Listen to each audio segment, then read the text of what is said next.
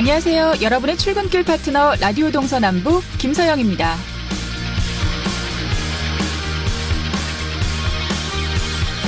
혹시 송정 막걸리 축제를 아시나요? 동해안 배후 지역인 송정동에선 지난달 27일과 28일 송정마을의 옛 영화를 되살리자는 의미의 송정 막걸리 축제가 열렸는데요. 축제를 찾은 시민과 관광객이 무려 3천여 명이었습니다. 100년 전통의 송정 막걸리에 대한 호평도 쏟아졌다고 합니다. 이런 성과에 축제를 직접 기획하고 추진한 송정동 주민들은 이제 우리도 할 수 있다, 이런 자신감을 갖게 됐죠. 송정 막걸리 축제는 지자체에 손을 벌리지 않고 지역 사회단체들이 자발적으로 축제 예산을 편성해 만든 행사인데요. 송정초등학교 동문회에선 회별 모임을 열어 출향인들의 고향 방문을 유도했고 인근 상가들은 10%에서 20% 할인 행사로 동참했죠. 송정 지역에서 3대째 100년의 전통을 이어오고 있는 송정 막걸리에 대한 재인식과 관련 먹거리 상권이 활성화돼 송정을 브랜드화하고 주민소득과 연계한 축제가 됐다는 점도 좋은 평가를 받았습니다. 여기에 송정 막걸리만 고집할 것인지, 또 술과 무관한 청소년 프로그램은 어떻게 할지 등 앞으로의 발전 방안에도 관심이 모아지고 있습니다. 이 송정 막걸리 축제, 동해시를 대표하는 가을 축제로 거듭나길 기대합니다. 11월 21일 목요일 라디오 동서남북 지금부터 시작합니다. 라디오 동서남북 오늘도 아침 신문으로 시작합니다. 강원일보 이하늘 기자와 전화로 연결돼 있습니다. 안녕하십니까? 네, 안녕하세요. 네. 자, 오늘 첫 번째 소식은 도내 정가 소식이네요. 내년 국회의원 선거가 이제 4개월 정도 남았는데요. 입지자들도 당적을 정하고 또 본격적인 활동을 시작했다고요? 네, 맞습니다. 내년 총선 예비 후보 등록일이 12월 17일에 열린데요. 한 달도 채 남지 않자 이 당적 없이 활동하던 입지자들이 속속 입당 절차를 받고 있습니다. 특히 현역에 도전할 입지자의 큰 움직임은 포착되지 않은 자유한국당은 달리 더불어민주당은 벌써부터 입당 러시의 조짐을 보이고 있는데요. 박상진 전 국회 특별위원회 수석 전문위원은 어제 민주당 도당을 방문해서 직접 입당 신청서를 제출했습니다.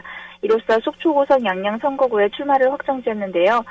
박 전 수석 전문위원은 더불어민주당과 함께 내년 총선 승리를 이끌고 이것을 통해서 문재인 정부 집권 2기의 개혁을 굳건하게 뒷받침하기 위해서 입당했다고 선언했습니다. 이에 따라 일찍이 출마를 준비 중인 이동기 민주당 속초고성 양양 지역위원장과 1대1 당내 경선 구도가 형성된 상태인데요. 하지만 최상용 도보건복지특보와 김준환 전 경동대 교수도 민주당으로 등판해서 선거에 뛰어들 것으로 예측되고 있으면서 선거 판도가 더욱더 뜨거워질 것으로 예상되고 있습니다. 네. 그리고 이 5개 시군으로 묶여있는 홍천, 철원, 화천, 양구, 인제 이 선거구에서도 입지자들이 방향을 결정한 것으로 보여요. 네, 홍천, 철원, 화천, 양구, 인제 지역구에 출마할 정만호 도 경제부지사도 예비 후보 등록 전날인 다음 달 16일쯤에 현직에서 물러나서 선거에 뛰어들 것으로 알려졌습니다.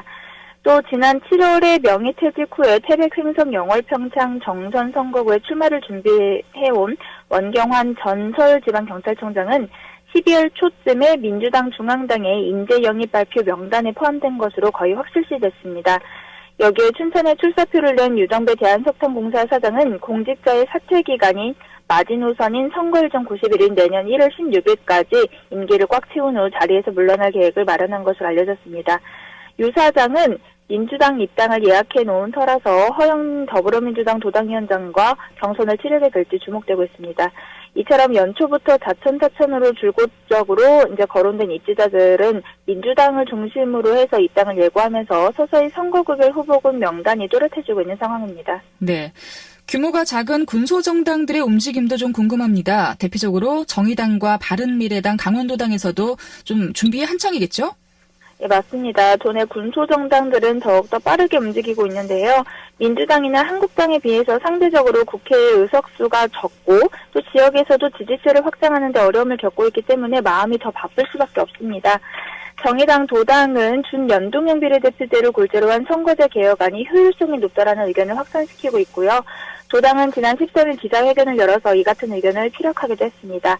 또 오는 26일 오후에는 최근에 이전한 도당 사무실을 공식 개소하고 내년 총선에서 의석수를 차지하기 위한 전략자기에 돌입합니다. 하지만 당초 현행 8개 지역구의 후보자를 모두 배출하겠다는 계획의 경우에는 아직 선거법이 정해지지 않았기 때문에 향후 변동될 가능성도 높습니다. 네. 바른미래당의 경우에는 중앙당에서 분당 문제들이 불거져 나오면서 아직 노선 정리가 안 된 것 같은데요. 지역에서는 좀 더 힘들 수밖에 없을 것 같아요. 네, 바미당, 도당의 경우에는 중앙당의 변화와 혁신을 위한 비상행동 모임 소속의 의원들의 탈당 문제 등 끊임없는 분열에도 내년 총선 준비 안간힘을 쓰고 있는 모습인데요. 선거 승리를 위해서는 정당이 뒷받침해줘야 하는 부분도 있기 때문에 정당 지지도가 낮은 만큼 바른미래당으로 등판할 후보자들의 불안감은 높은 상황입니다. 이석규 도당 사무처장은 중앙당의 분당 문제나 선거제 개혁안 등 어느 정도 해결될 가능성이 높은 12월 초까지는 기다려봐야 출마자들이 행동으로 실행할 수 있을 것이라고 설명했습니다. 네. 자, 마지막으로 고성 속초 산불 관련 이야기를 좀 들어보겠습니다. 거의 1,500여 명이 이재민을 발생시켰었는데요. 노후 전선과 관리 부실 등이 복합적으로 작용한 인재로 드러났어요. 네, 산불 원인과 책임자를 수사해온 강원지방경찰청과 고성경찰서는 한전 직원 7명을 비롯해서 유지관리를 담당하는 시공업체 직원 2명 등 9명을 불구속 기소 의견으로 검찰에 송치했다고 밝혔습니다.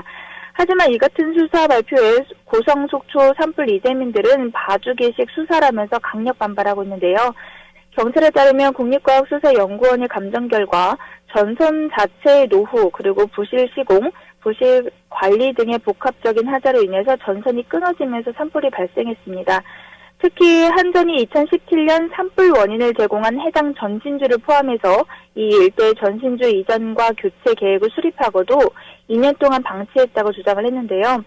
경찰은 수사 결과를 토대로 책임자 중에 4명에 대해서 구속영장을 신청을 했으나 검찰에서 기각된 것으로 전해졌습니다. 또 최근에는 전기 배전과 관련한 안전관리 문제점에 대해서 유관기관에 통보를 하고 유사 사례가 발생하지 않도록 관련 법령과 또 제도 개선을 건의하기도 했습니다. 네.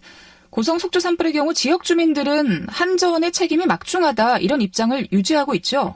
네, 지난 4월 4일에 시작된 속초 고성 산불은 고성군 토성면 원암리 도로변 전신주의 고압 전선이 끊어져서 전기 불꽃이 낙하하면서 발생했습니다.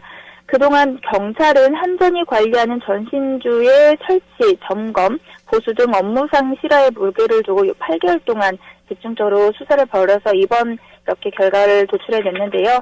하지만 노장현 고성 속초 이재민 비상대책위원장은 사람이 죽고 엄청난 피해가 발생한 인재인데 구속자 하나 없다는 것이 말이 되느냐면서 경찰이 수사를 제대로 했는지 의문이 든다고 주장하고 있습니다. 네.